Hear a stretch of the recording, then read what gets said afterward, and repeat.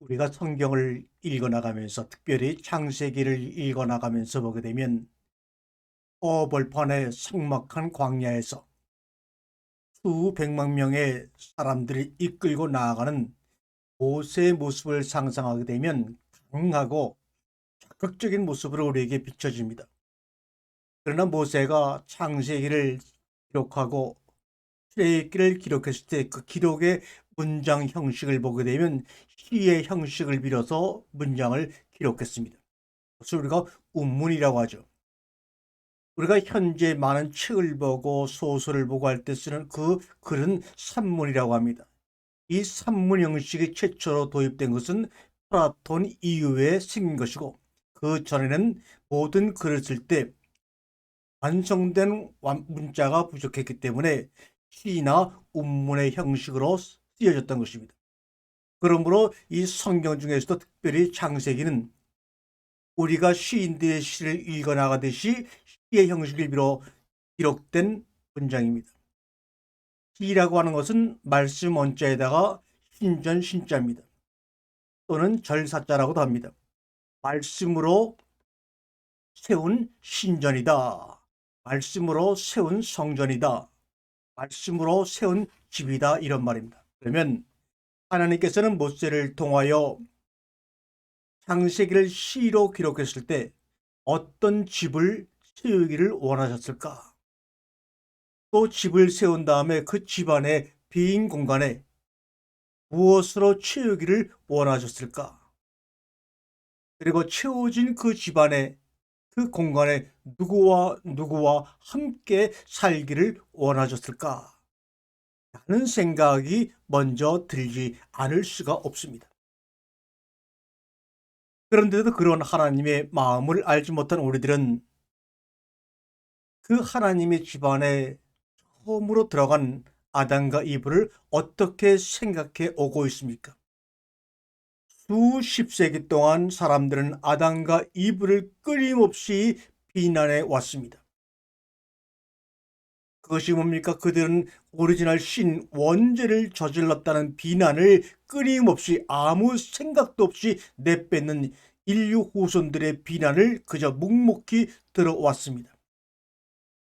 하지만 하나님께서 말씀을 가지고 신전을 짓고 성전을 짓고 집을 짓기 원하시는 그 마음을 우리가 조금이라도 헤아렸다면 그것은 원죄가 아니라 바로 너에게 이르노니 그것은 오리지널 블레싱 원 축복이었다라고 말씀하시는 하나님의 음성을 들었을 것입니다.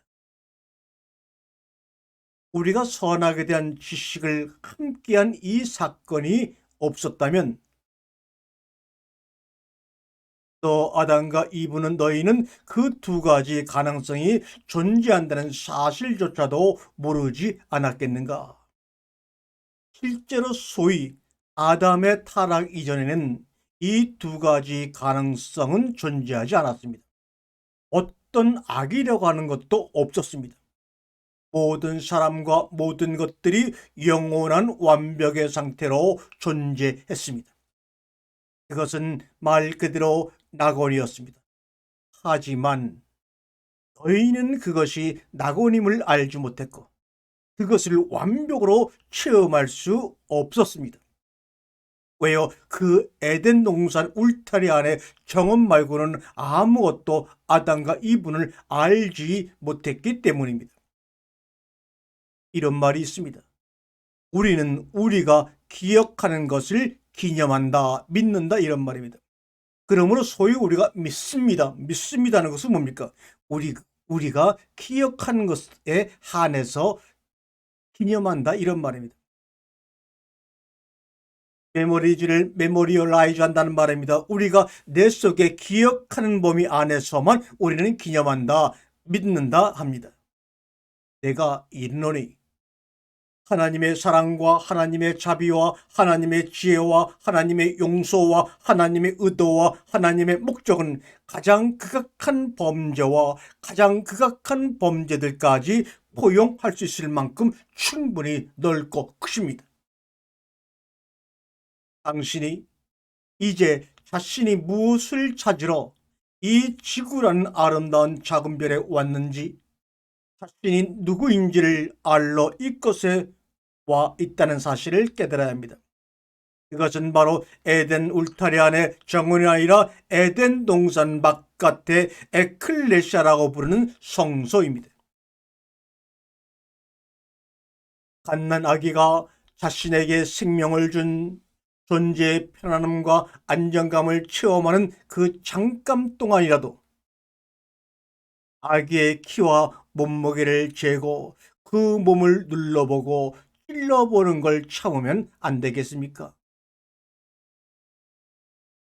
하나님이 우리에게 말씀을 통하여 하시는 사랑은 모든 것을 주지만 아무것도 요구하지 않습니다. 사랑하는 여러분, 하나님의 말씀으로 돌아가세요. 하나님의 말씀으로 돌아가서 종교의 대해서는 잊어버리시기를 바랍니다. 그 종교 잊어버리세요. 왜 종교를 잊어야만 합니까?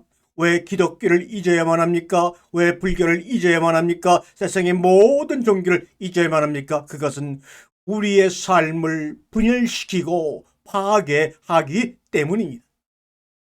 조직된 종교가 성공하려면 사람들이 그것을 필요하다고 믿게 우선적으로 만들어야 합니다. 하지만 사람들이 다른 어떤 것을 믿으려면 그들은 먼저 자기 자신에 대한 믿음을 잃어야 합니다. 이것이 가장 큰 종교의 문제점입니다. 자기 자신의 가치에 대해서, 하나님의 형상대로 지은 그 가치에 대해서 믿음을 잃어야 합니다. 그러니 조직된 종교의 첫째 가자가 너희 자신에 대한 믿음을 잃게 만드는 겁니다.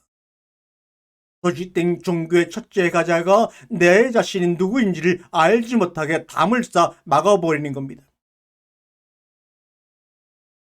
AD 313년 콘스탄티누스 황제가 밀라노 칙령으로 기독교를 공인했습니다.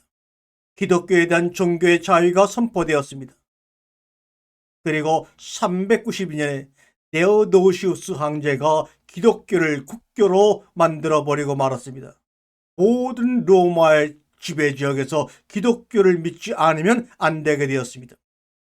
이것은 성령에 의해서, 누구에 의해서 된 것도 아니고 황제들이 주관해서 결정해버린 사건입니다. 이 황제가 기독교를 공인하고 국교로 만드는 순간, 이때 인간 자신에 대한 믿음을 잃게 만들었습니다. 원죄라면 바로 이것이 원죄지. 아담과 이브가 선악을 알게 하는 나무를 먹은 것이 원죄가 아닙니다. 두 번째 가지는 너희가 지니지 않은 대답을 종교가 지니고 있다고 여기게 만드는 것입니다. 세 번째 가장 중요한 가지는 너희가 그것의 대답을 아무 의문 없이 무조건적으로 아멘 아멘하고 받아들이도록 만드는 것이 바로 종교입니다. 우리는 의문스러워할 때 우리는 생각하기 시작합니다. 생각하기 시작하면 우리는 내면의 원천 본 마음으로 돌아가기 시작합니다. 하나님이 우리의 성전 안에 만들어 놓으신 그 마음으로 돌아가고 회복하기 시작합니다.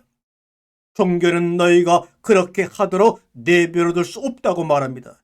자칫하면 종교가 고안해낸 것과 다른 대답에 너희가 직면할 수 있기 때문입니다.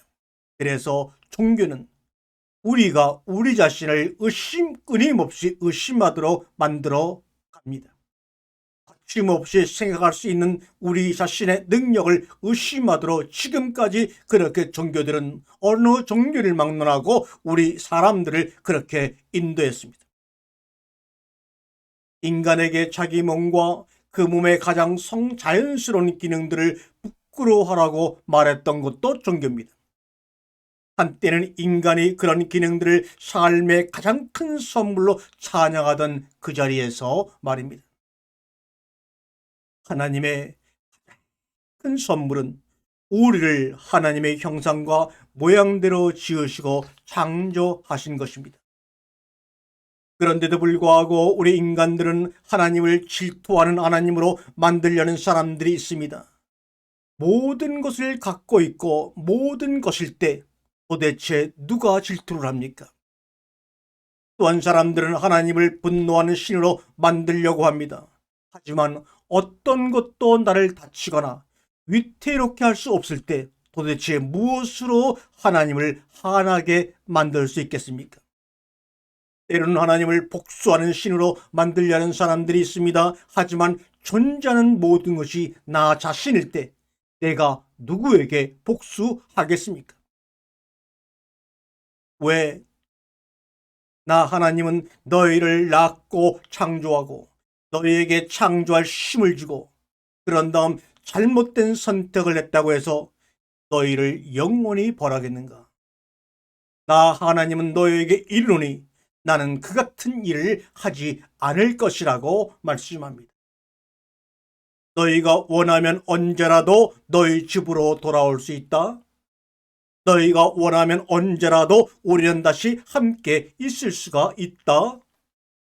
너희와 나의 하나됨이, 너희와 나의 합일이 가져다 주는 감격과 감동을 다시 경험하는 일은 너희 목이라고 말씀하십니다. 떨어지는 방울에서 내 얼굴에 스치는 바람에서 여름밤 반짝이는 밤하늘 밑에서 귀뚜라미 소리에서 맨 처음 본 무지개와 갓 태어난 아기의 맨 처음 울음소리에서 장엄한 일몬의 마지막 빛과 장엄한 삶의 마지막 숨결에서 나는 시간이 끝나는 마지막 순간까지 언제나 너희와 함께 있을 것이다. 너희와 나 하나님 아버지와의 합의는 완벽한 것이다. 그것은 언제나 그러했고 언제나 그러하며 언제나 그러할 것이라고 말씀합니다. 너희와 나는 하나다. 지금도 그리고 앞으로도 영원히. 이제 가라. 가서 너희의 삶이 이 진실을 표현하는 것이 되게 하라고 우리를 에덴 동산 밖으로 파송하십니다.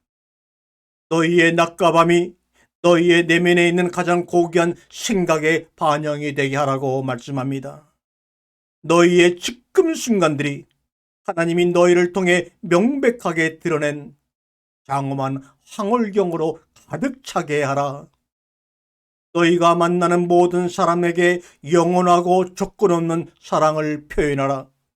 어둠 속에 빛이 되라. 그러나 어둠을 저주하지 말라. 빛을 가져오는 자가 되라. 네가 바로 그런 사람이다. 그러니 그렇게 되라고 말씀하십니다.